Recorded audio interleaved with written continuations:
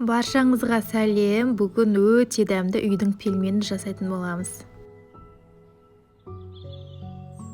Ең алдымен қамырымызды илейміз.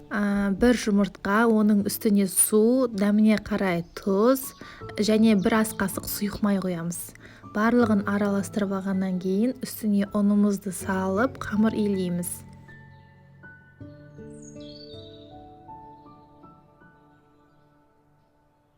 Қамырымыз қатты жұмсақ болып кетуге болмайды. Илеп алғаннан кейін осылай қолымызбен 5-6 минуттай жақсылап илеп аламыз. Илеп алғаннан кейін 20-25 минутқа салафанға салып, тындырып қоятын боламыз. Енді начинкасын дайындаймыз. Бізге керегі фарш, жуа және дәміне қарай тұз, қара бұрыш және приправа қоссаңыздар болады.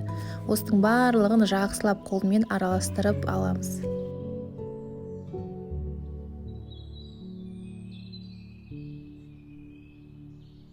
Қамырымызды алып, тағы да осылай 2-3 минуттай тағы да илеп аламыз. Видеода көріп тұрғандарыңыздай осындай бір келкі болып шығу қажет.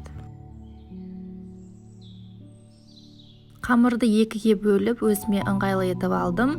Енді осыны жайып, үстінен кішкентай формочкамен бәрін кесіп алатын боламын.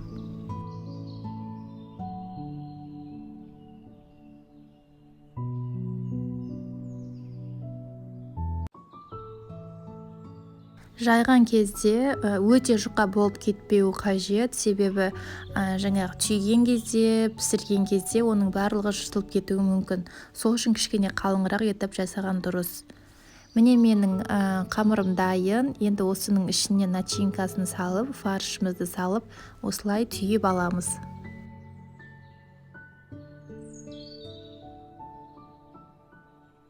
Барлық пельмендерді түйіп алдық. Енді алдын ала қазанға су қайнатып қойған болатынмын. Осы қайнаған суымыздың дәміне қарай тұз саламыз және пельмендерімізді салып пісіріп аламыз.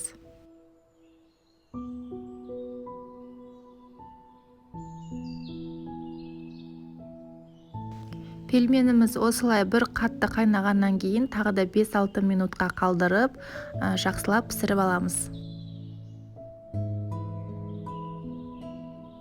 Осымен пельмендер дайын болды, өте дәмді болып шыққан.